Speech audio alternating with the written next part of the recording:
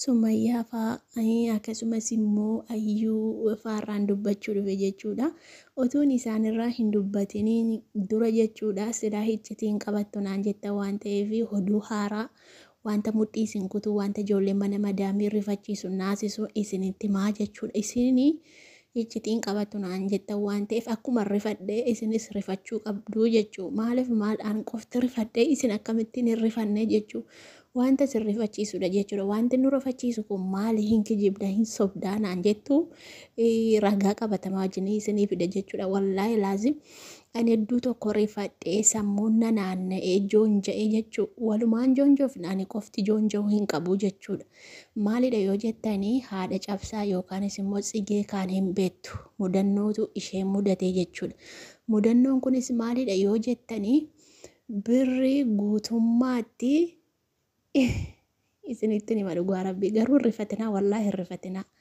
Ani gaafa naasa'u qoosaa naasaa irrifatinaa jechuudha. Haati cabsaa yookaanis immoo hin beektu miidiyaa irratti isinis saayidoo mafaarraa hojjechaa turte kunoo aga torbee guyyaa 10 wayii ergi biyya galtee waggaa 4 guutuudha kan isheen mana madaamii keessa hojjechaa turte jechuudha. Waggaa 4 guutuu mana madaamii keessa dalagattee osoo waa hundumaa hojjettu rakkinas balloos beelas dheebus otuu hobsitu jechuudha. Baay'ee saqaayaamaa turte mana madaamii keessatti biyya galte jechuudha. Isheen birrii hojjetachaa turte hundasaa jechuudha. Buukii ishee irratti walitti qabachaa turte. Ishee qofaa miti waan nama dhibu. Obboleettii isheetii wajjin jechuudha. Buukii adda addaa qabu. Obboleettiin ishees waggaa 4 hojjettee isheedhuma wajjin biyya galtee jechuudha. Isaan lammaniyyuu jechuudha mudannoo wal fakkaataatu mudatee jechuudha. Mudannoon kun immoo ishee qofa miti. Nu hunda keenya mudatee jira waan ta'eef wallaahi nu hunda keenya. Anillee jechuun wanta kana rifadhee ani kaardii waan hin keessaa qabuufiyyuu dhiifama garuu rifachuu dandeessu. Akkas hin rifannetti isinitti ba'a. Ani kaardii waan hin keessaa qabuufu dawwalee gaafatadhee nan tasgabbaa'e jechuun malee akka nama maraate yookaanis immoo akka nama qullaa buusee wallaahi mana keessan biige maaliif kan hin biyyaa ba'eef dalagachuuf birriif waan ta'eef gaafa feel ta'u immoo hedduu nama rifachiisa jechuudha. Saniin booddee haati cabsaa kun egaa birrii ishee hojjetachaa turte dalagachaa turte buukii irratti walirratti qabachaa turte jechuudha. Buukii irratti walirratti qabachaa turte kan yuutuubiin ishee kaffaluuf illee buukii marga ishee jechuu obboleettiin ishee immoo isa dalagatu buukii masheera keewwati jechuudha. Saniin booddee gaafa isheen biyya galtu ijoollee keenya dhugaa rabbiin isiniin jedha. Birriin kan kee miti jedhaniini warra mana baankii keessaa hojjetu hin kaadani. Birrii ishee waggaa 4 guutuu hojjechaa turte.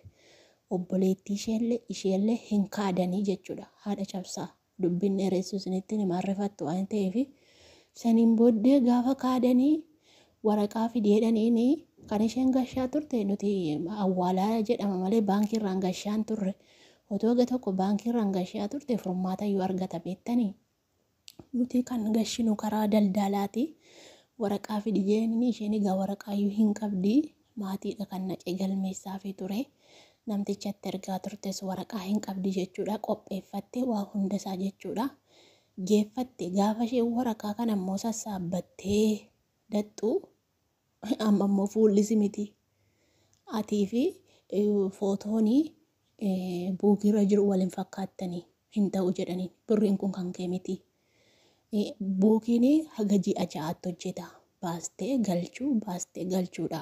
Malee birrii irratti xaraqqamuun kan keeti ta'e hin beeknu jedhin. Kanuma maqaa isheetiin jiru. Kanuma furmaa isheetiin jiru. Kanuma footoo isheetiin jiru jechuudha. Hin dhoowwatanii jechuudha. Har'a meeqa? Guyyaa gaafa kamisaa galte natti fakkaata. Ergasii gaafa kamisaa galtee qidaameessa dhatte mana baankii.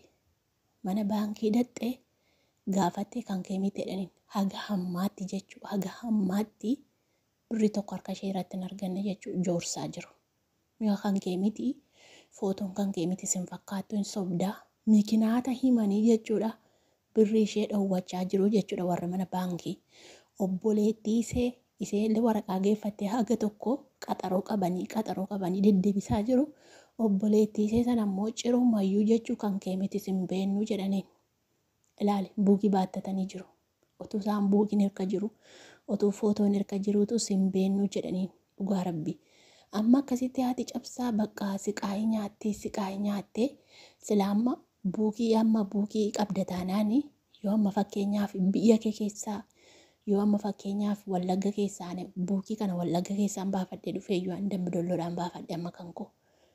Dambidolloo kana yoon baafadhe buukii mana baankii Nigdi baankii buukiin kun Nigdi baankii yoo ta'e dhufee Finfinnee keessaa buukii nan qaba taanaan baankii Nigdi baankii deemee baafachuu nan danda'a. Dirqamaan Dambidolloo Wallagga deemee baafachuun qabuun maaliif manni baankii Nigdi baankii Finfinnee jira taanaan Finfinnee keessaan baafadha malee dirqama Wallagga deemuun qabu buukii yoon harka jiraate. Ijoollee kan harka immoo buukiin jira. Buukiin osoo irka jiruutu maallaqi kan keessa miti maallaqi hojjechaa jiru dhaabbatee jira. Irra gala malee hojii hojjechaa jiru hin ba'u hin galu. Kanaafuu keessa miti jedhanii akkasitti haati cabsaa mataan naanna'ee joonja'ee wallaahi viidiyoollee dalaguu dadhabdeetu joonjoftee jirti jechuudha. Baay'ee tokko rifattee jechuudha dhugaa rabbii. Baay'ee ulfaata akkasitti bakka cinqii yaaddoo keessa du'aa hin godhi minaamin jechaa jirti. Amma ammaatti birriin harka isaanii hin galle jechuudha. Kan isaan amma obboleettii maal jedhaniini bakka jalqaba daxxanii buukii kana baafattanii dhaqaa gaafadhaa jedhanii achi daxxee amma haati cabsa jechuudha. Achi daxxeetu barbaadaa jirtii jechuudha sirreeffachuudha. Amma obboleettiin silaa gandi isaanii sun dubbii qaba beektanii girriitu jira. Maatiin iyyuu Finfinneetti dhufanii dubbisanii. Amma ijoollee biyya alaatii galte jennaani birrii isaa moodanii beektanii dubbii jira. Amma ganaatu daxxee buukii bakka baafte sana baadiyyaa bakka buukii baafte sana deemteetu sirreeffachuu qabda nuti hin beeknu didanii jechuudha. Aniin kee gaasilaa rifadhee gaafa seenatti himtu na'ee dhugaa rabbiin isiniin jedha baay'ee tokko aartee dubbatti bakka viidiyoo dalaguun leenatti tolu viidiyoo onlaayinii irra nan jira. Bakka baay'ee tokko jechuudha isiniyyuu isinitti himteeti hin dhufti isheniyyuu mudannoo kana isinitti himti ani zim jedhee man isinitti hime malee jechuudha rifatanaati isinitti himti isiniyyuu gaafa dhuftu jechuudha. Amma aniin kun bakka buukii baafadhe sana lakkoofsa isaanii silumoo qabadheen dhufe ani beektanii lakkoofsa mana baankii sana qabadheen dhufe lakkoofsa dijijiitii 4 waan akkasiiti. Isa qabadheen dhufe kaardii keessaan qaba. Nan dawwale daayirektii mana baankichaatti dawwaleeni saniin booddee nan beekan kaasaan jijjiiramanii amma kee itti dawwaleetanii ana baluudhaa hin jedheeni achumarraan eessa jirta innaan akkasi biyya akkasiin jiraan jedheen saniin booddee abaluun jiraan jedheen namtichi maqaan san harkaa badee jiru abaluun jiraa innaan jiran naan jedhe isatti naageessaan jedheen itti geessite achumarraan sittiinaan jedhama birrii koo ji'aan galmeessaa jirtu harmee kootu fidee naa galmeessaa jira harmeen koo abaluu jedhamti birrii buukii koorratti naa galmeessaa jirti isin bira fiddeen jedheen nama tokkotti naa laatte immoo naa galmeessiti mammaani buukiin koo haadha kootti hin kennadhe ani haadha koo irra nama biraa hin amanu beektanii ishee erga jira buukiin koo achumarraan jira naan jedhee hin galmeessu abaluu dhabdee na hin jedheen. Galmeessu harmeen kee dhufanii galmeessu rakkoon hin jiru naan jedhe amma birriin ji'a 6 yoo birrii ragashaa hin hojjetu jedhanii oduu yaasa'uu waan isaan naa galuu didee akkamii oduun kun dhugaadhaayi buukiin haga ji'a 6tti hojjeta minaamin waan jedhamu nagee dhugaadhaayi ano birrii ragashaan jira akkamittiin baafachuu danda'a gaafan galuu jennaani dirqama addana dhufteetu sirreeffachuu qabda. Naam.